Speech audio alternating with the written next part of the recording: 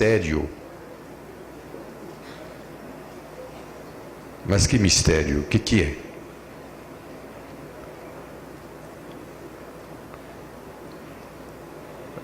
Eu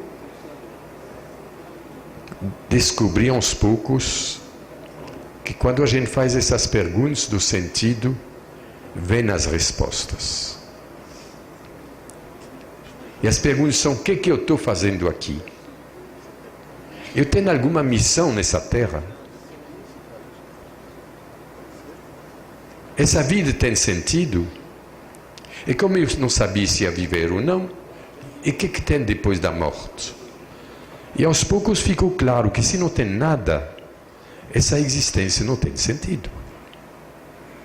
Imagina vir fazer esse esforço todo para a gente se encontrar, para depois morrer e não ficou nada. O que é isto?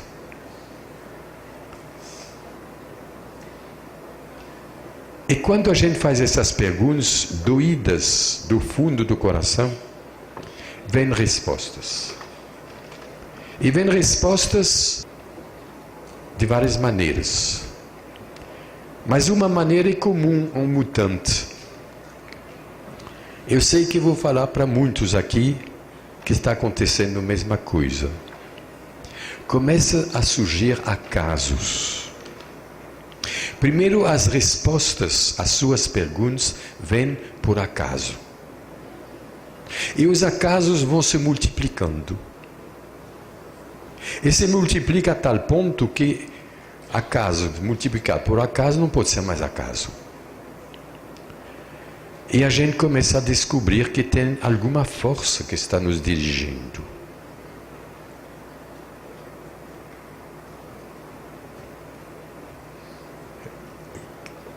O fenômeno foi chamado por Jung de sincronicidade. Ele deu várias explicações sobre as quais eu vou me estender um pouco depois, porque o assunto é muito mais importante do que a gente está pensando. Porque são os primeiros sinais diretos de que uma força está a nos dirigir. E eles se tornam evidentes para cada um de nós. E ao pesquisar a saída da crise, os caminhos, se encontram vários caminhos, se experimenta esses caminhos, e aí tem uma variedade de alternativas. Tem as pessoas que estão dentro de uma religião e que dentro da religião encontram uma pessoa que já passou por isto, um sacerdote que pode ser um grande orientador de consciência. Outros vão procurar abrir os horizontes e jogar pontes sobre as suas próprias fronteiras para saber o que tem além. E entre eles tem sacerdotes também, que abrem as fronteiras e que começam a descobrir, por exemplo, nessas reuniões interreligiosas, que muitas outras tradições espirituais estão falando a mesma coisa. E que por ignorância se briga em nome do mesmo Deus.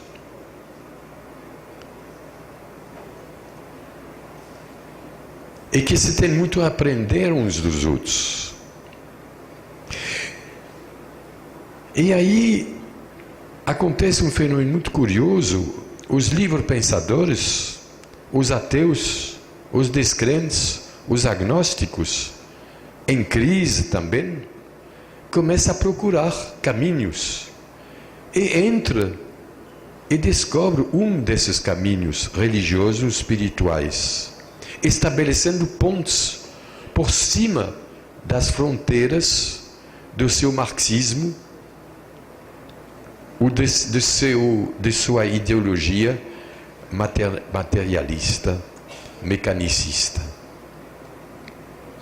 E aí vai se criando uma espécie de nova população dos mutantes. Mutantes que passaram por uma crise existencial, primeiro.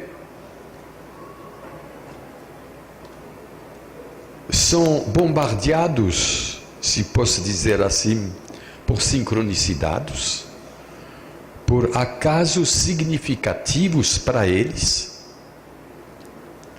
e se tornem o que nós na Unipaz chamamos de pontifex. Eles começam a estabelecer pontes sobre todas as fronteiras que limitam o conhecimento humano. E com isso eles começam a descobrir o quanto eles estavam limitados, o quanto eles estavam de antolhas. Essa descoberta me fez receber uma espécie de ideia, porque as ideias, essa também é uma descoberta do mutante. Se ele escreve, não sou eu que escrevo os meus livros, mas eu descobri isso aos 40 anos, depois da minha crise existencial. E aí é uma coisa maravilhosa. A gente vê que essa força que provoca essas sincronicidades é a mesma força que nos inspira, que nos dá as ideias. Que coisa mais maravilhosa!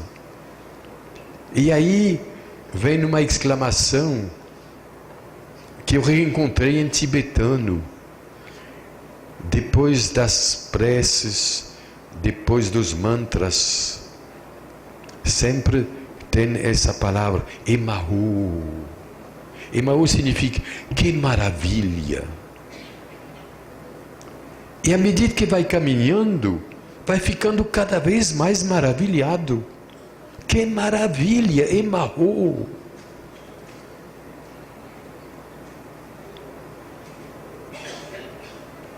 Que maravilha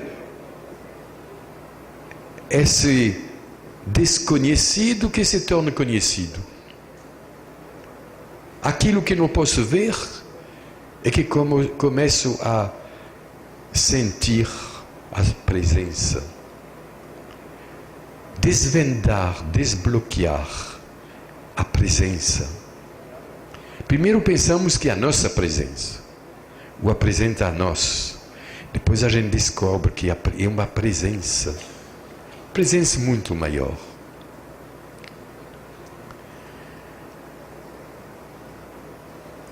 À medida que ele pratica o caminho que ele encontrou, dentro dessa palavra que eu não falei ainda, que para mim jogou luz, dizendo a minha própria postura, que ela não tinha palavras. Mutante, interessante, mas qual é a postura do mutante em relação à religião? Qualquer que seja a sua religião, como o Zen, ele desenvolveu uma espiritualidade transreligiosa. Não é bonita essa palavra? Espiritualidade transreligiosa. O que nos une todos é o espírito. Não é mais o pequeno espírito nosso, mas o grande espírito, com grande E, que somos nós também. Como as ondas fazem parte, são o mar. Nós somos ondas que esquecemos que somos o mar. Então haja mutantes que redescobrem aos poucos que eles são o mar. E quando redescobrem isto, quando acontece que eles descobrem que o pequeno ser deles é também o grande ser, eles saem de uma cegueira, de uma ilusão, de uma